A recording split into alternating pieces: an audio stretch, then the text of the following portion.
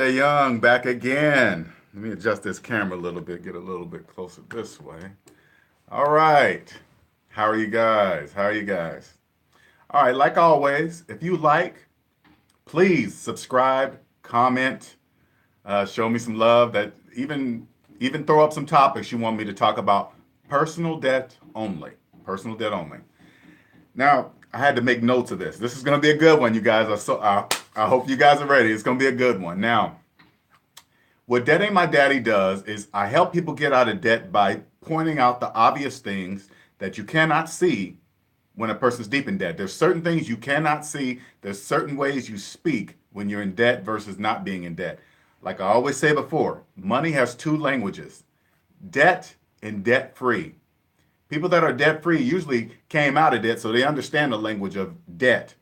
But the people that are in debt only speak debt. They know nothing of the language of debt free. They don't even realize debt free even exists. So they only speak a certain way when they talk about money. All right.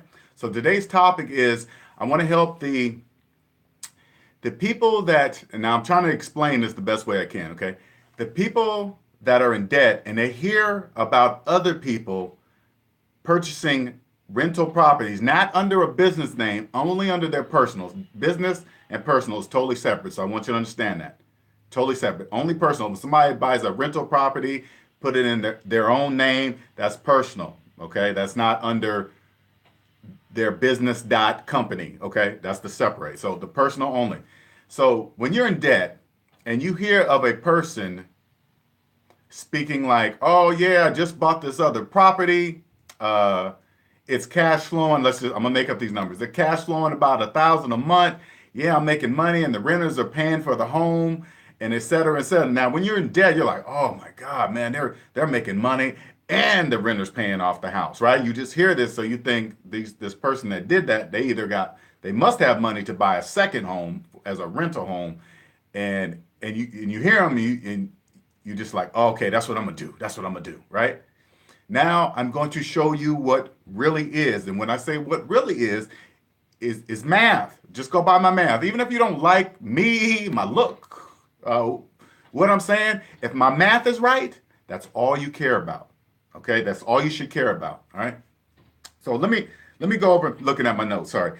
When we this is the normal response is when people go buy them, they go, "Oh, I took out a second mortgage on my home. I took that money, and then I went and bought this other home, and so on and so forth. Now I'm cash flowing all this money." They always talk about all the money they're cash flowing. Okay, I want you to keep that in mind. They always talking about the money they're cash flowing. Now I'm gonna take you on to the other side, what all that stuff really means. Okay, we're gonna go step by step. Now, when a person says, I took equity out of my first home and put it in my second, what that really means is that this person refinanced their home. So say like they've been in a house for 5 to 10 years. They refinanced, they say like they bought it for 350 and it in equity, now they earn it went up like 50,000. I'm just throwing these numbers out. It went up 50,000. I said, oh man, I got equity. I'm gonna take that 50,000 and purchase this other home and blah blah blah, right? So what they're doing is they already have a mortgage on their first home. Always go by the numbers. So now refinancing that home, now they started over from 20 years. If they've been in it 10, now they push it all the way back up to 30. Okay, now they owe the bank $400,000. Now they're negative $400,000. Make sure you hear me. And they got a second mortgage. So not only, they're saying two things. Not only could they not afford to buy the house, is the first reason why they got a mortgage. They couldn't pay for it cash. They also got a second mortgage. Now, people that are in debt, now this is not talk about people like in debt, but I'm telling you what it sounds like to a person that's not in debt and has their own money. And when a person says, I got a second mortgage to buy a house, you couldn't afford to buy the house cash, so you got a first mortgage, right? That's the only reason why you got a mortgage. Now, not only now you're saying you want to buy a second home, not only do you not have the money to even put to buy the second home, you don't even have the money to put down on the home, so you borrow against the first home. Now, mind you, if you have a mortgage, you're not really a homeowner. They're not really a homeowner. They're not. The bank owns the home. Okay? So when they go get the equity, it's not really their money. They're borrowing the bank's money because it's the bank's house. All right. If it was really your equity and really your money, why don't you just walk up to the bank and say, hey, bank, I want to take out $50,000 of my money from my equity and I'm going to take it. No, I don't want to fill out no stupid paperwork. Forget all that. Just give me the money. That's not going to happen. You know why? Because it's not your house. That's why.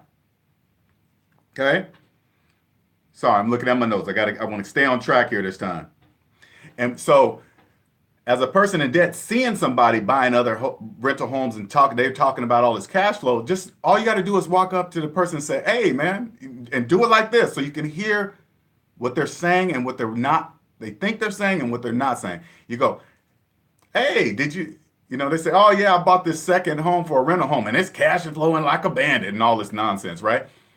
You go, you bought that home or did you bought that home cash or did you finance that home? The normal response, oh, no, man, I didn't. People in debt always say, oh, no, I didn't have the money. I used the bank's money. So, no, I didn't have the money. They're telling you. So they didn't buy it. They financed it. They're using the word bought, buy, when that's incorrect. They're financing it. So what I want you to keep track of the money. They have negative $400,000 from their first and second mortgage on their first home. Now, let's say the second home was $400,000. They took 50 of them over here, put it over here. Now they're 350. Put those two together. That's $750,000 negative. They're negative $750,000. The next question you ask the person, hey, when they're talking about this cash flow, and you go,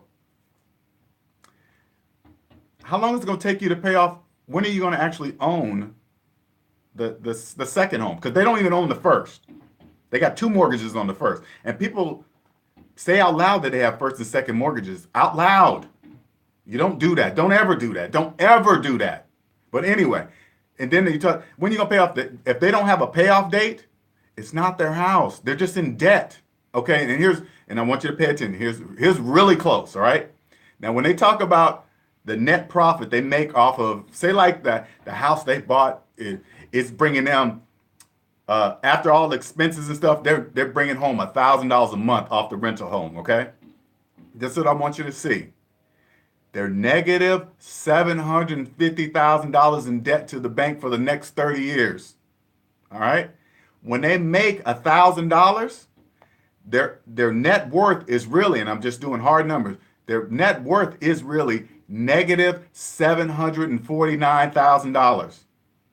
Okay, when he makes a profit of $1,000, it takes off the debt if he paid it. Okay, he would now be negative $750,000.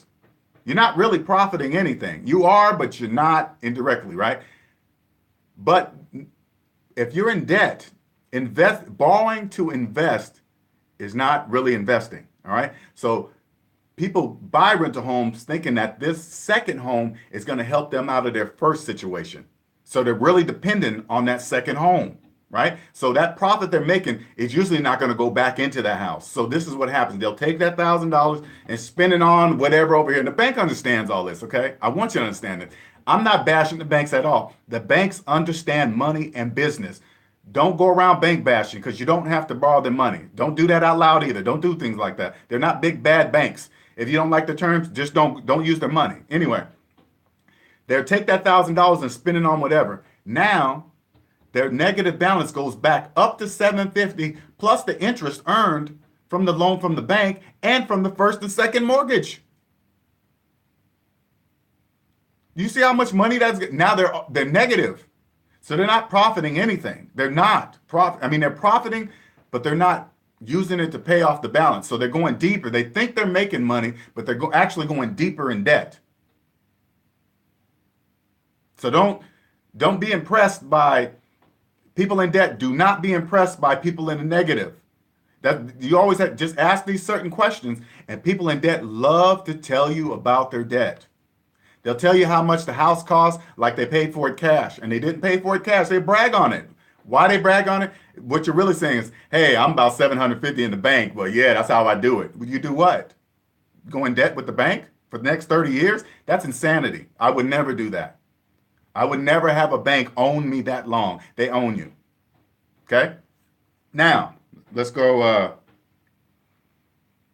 So now, I'm gonna give you from the if I could, as a debt-free man, this is exactly how I would tell you if I would this is how I would do a rental property today as a debt-free person. Okay, my first home would be paid off before I even thought about buying a rental property. Right, it'll be paid off. Then I would save up for at least 30%. If I'm going to buy a rental home, I'll save up at least 30 to 40% to put down on the rental home. Why? To avoid escrow and to avoid PMI. I'll take care of that myself. PMI is strictly for the bank anyway, so that's knocked that off. Anything over 20%, you avoid PMI. And I would make sure my credit. Now, a house, you have to prepare for this. You just don't wake up one day and be like, oh man, I'm around 30 something, I deserve a house. It doesn't work that way. Your feelings don't matter at all. Your feelings do not matter. But anyway, I would make sure my credit is excellent, so I can get the best possible loan, interest rate, no PMI, no escrow, none of that stuff. Minimum that I have to pay to borrow the money. I'm going to have to pay to borrow the bank's money, but whatever, right? Now, I get the home. Now, mind you, I don't need the profits from the home because I'm debt free. I have no bills. So the net profits from that home, I don't need them. It is strictly an investment, strictly. So now, if I was netting $1,000 from the rental home, that $1,000 would go straight back into the bank. So the line would go like this. It would go from renter to me to the bank, not to my bank account at all. Renter, me, bank. Renter, me. And I had that house paid off in 7 years or less. 7 years or less. Paid off. Once the house is paid off, guess what? That line changes. I remove the bank and put in my bank account. Then it goes the renter to me to the bank. Renter, me to the bank. Renter, me to the bank. And then when that money stacks up, I'll go buy another house. That's how I would do it. I would have one mortgage in my lifetime. That's it. All profits from the other home would go straight into buying the next home. That's it. And let me tell you something else. When with the statistics and all that stuff, what you don't see when you're in debt, this is what you don't see. I live in the Seattle area, right? They always talk about how housing prices are skyrocketing and all this stupid nonsense. That only matters to people that are in debt and need mortgages. That's the only people it matters to. People, if you got cash, those housing prices don't matter. You know why? Because there's more people in debt than not. So if you come up, so that means all those houses you see, a lot of them are in housing trouble. The house owns them and they just want to get out. They just want to get out. They're smothered by it. I bought too much house. I filled this house with furniture. I financed it all. They just want to get out. And if you're a person that comes up with cash, guess what? They're going to take it. It's not market price. It's whatever that person, you can just, as a debt-free person, if I go to a house, I can just gauge a person and see if they're in financial trouble. You know why? Because that's how they talk. They speak like that. They'll say it. Oh, my credit's shot. This mortgage is killing me. Man, these overdraft fees are just too much. You know, they say things like that. Those are things that only people in debt say. So when you have cash, you don't pay full price for anything. Almost anything. I'm not going to say anything.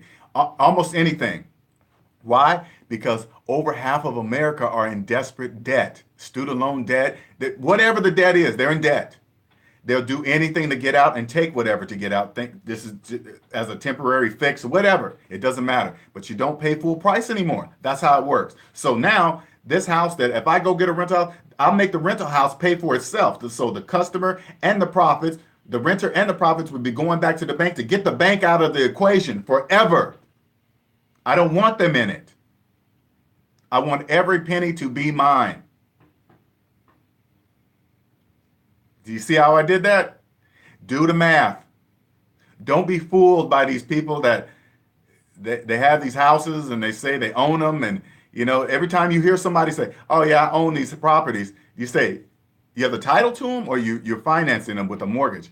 They'll say, oh, with a mortgage. You know, I wouldn't use my own money and this and that. When they say things like that, I want you to understand that mostly people in debt say, I'm not going to use my money. I'm going to use the bank's money. Don't you know the bank wants you to do exactly that?